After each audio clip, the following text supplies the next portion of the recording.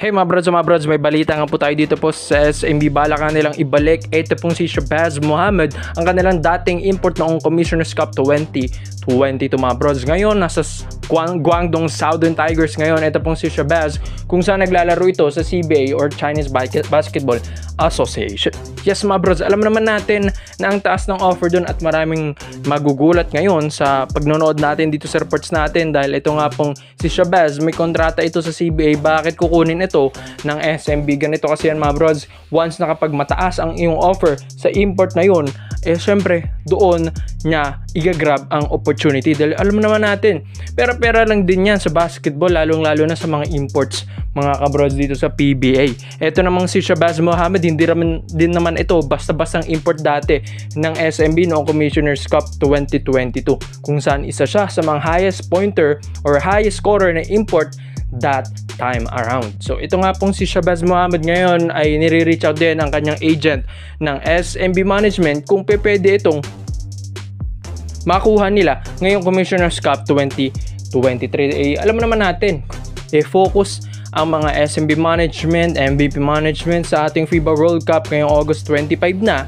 Kaya nga, syempre, sinasantabi muna yung mga pagkuha ng mga imports sa ating paparating na Commissioner's Cup. Pero isa ito sa mga naka-line up isa ito sa mga option ng SMB na ibalik nila ito pong import na ito. At kung mapapansin nyo or matatandaan nyo, isa siya sa mga naging highest scorer 56 points ang kanyang nakakuha dyan mga brods. Itong si Shabazz Mohammed ay isang scorer talaga na import.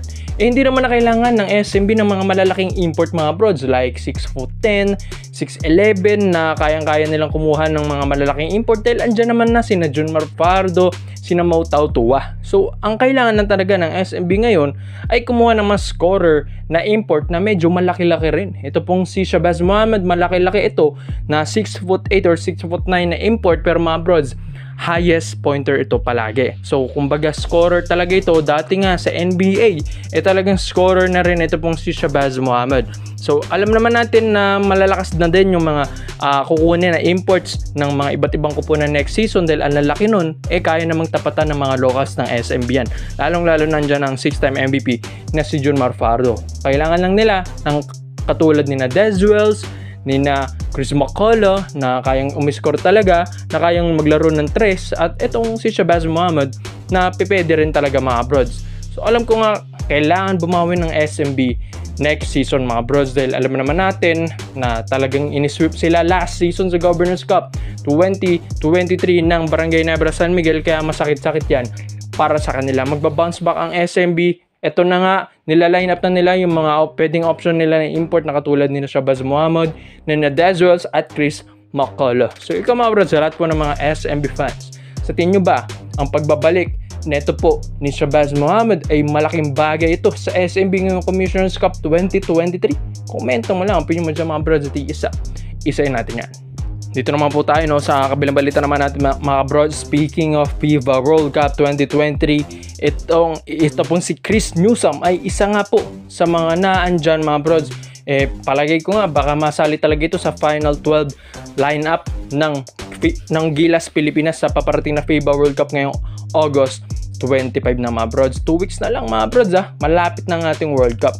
At isa pa dito, itong si Chris Newsome ay nahahandle din ito ng mga SMC coaches at mga staff mga brods katulad din na Coach Tim Cone. At yun nga, may mga napapansin din nga sa mga reports natin na ito pong si Coach Tim Cone kursunada yung laruan po na ito po ni Chris Newsome. Hindi naman sa mga sinasabi nila na parang ala Jordan Clarkson, kasi ginagaya ni Newsome yung laruan ni Clarkson ngayong ensayo sa FIBA World Cup 2023. Hindi naman yun mga brods. Kumbaga yung laruan ni Newsome ganyan na talaga kahit hindi pa niya nakikita yung laruan ni Jordan Clarkson mga brods. Dito kasi sa PBA iba kasi ang laruan ni Newsome. Kalmado talaga ito mga brods. At isa pa dito, isa nga ito sa mga star player na rin ng Meralco Bolts, diba? Kaya nga ito pong si Coach Tim Cone talagang gustong-gusto niya at kursonada niya, at isa pa dito, gustong-gusto niya ang attitude ni Chris Newsome mga brods. Hindi mahangin, hindi talagang tamad-tamad sa ensayo. Kumbaga ito pong si Chris Newsome ito ang isa sa mga ideal point guard na gustong kunin ni Coach Tim Cone, lalong-lalo na maraming beses na niya itong nakakasama sa ensayo sa preparasyon sa FIBA World Cup 2023. So itong si Chris Newsome mga brods ay syempre alam naman natin kung gusto yan ng isa sa mga coaching staff, lalong-lalo na kung itong si Coach Tim Cone, at isang sabi lang yan dito kay Boss Al Francis Chua ay susundin ito mga brods. So syempre alam naman natin kayang-kaya ni Boss Al kunin ang mga players na matataas, mga superstar player, maski nga first pick, kayang-kaya niyang ilagay sa kanyang mga tatlong kupunan dito sa PBA, di ba? Sa SMB man, sa Magnolia man, o sa Ginebra man. So ito pong si Chris Newsome mga brods, after siguro ng World Cup 2023, dito nga nila siguro kakausapin or i-reach out at ang Meralco Bolts kung pwede nilang makuha or gawan ng trade package deal. Ito pong si Chris Newsome mga brods. Alam ko nga medyo mahirap dahil franchise player na itong si Chris Newsome at medyo mahirap dahil MVP group. Ito pong si Chris Newsome, hindi naman ito independent teams na pwede mo itong gawing farm team mga brods na pwede mong bigyan under the table. So hindi ito mga brods, mahirap. Talagang fair ang trade dapat dito. So kung gusto man ni Coach Tim Cone na makuha ito pong si Chris Newsome next season, dapat nga fair ang magiging trade dito. Kumbaga mga brods, dapat one-on-one trade man yan or two players trade mga brods, dapat fair na fair ang trade. So dito mahirapan si Coach Tim Cone dahil ang value ni Chris Newsome ngayon ay malaki-laki na. So ikaw mga bros, syempre sa lahat po ng mga Barangay Ginebra fans, dahil alam naman natin na alam nyo yung mga value ng bawat player ngayon sa Barangay Ginebra San Miguel, at sa tingin nyo sino ang ka-value ni Chris Newsome para nga ma-trade or makuha ang interest ng Meralco Bolts para nga makipag-trade sila sa Barangay Ginebra San Miguel. So mga brods, so syempre isa na lang din yan sa isa sa mga first 5 siguro ng Ginebra or second 5 unit nila. So alam ko medyo mahirap-hirap ito, pero ang isang Chris Newsome naman hindi rin naman biro ito mga brods.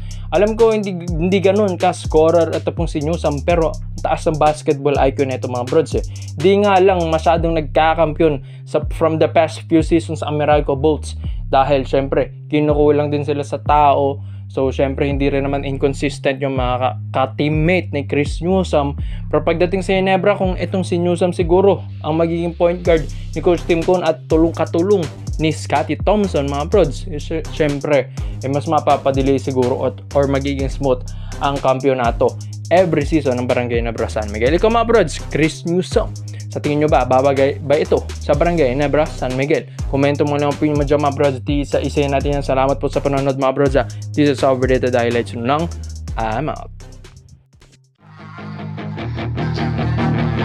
Yeah, she's got some nice long hair, and you know that she's a bad chick. All the boys stare, can't help it, it's a habit. Clothes that she wears, short skirt and a jacket.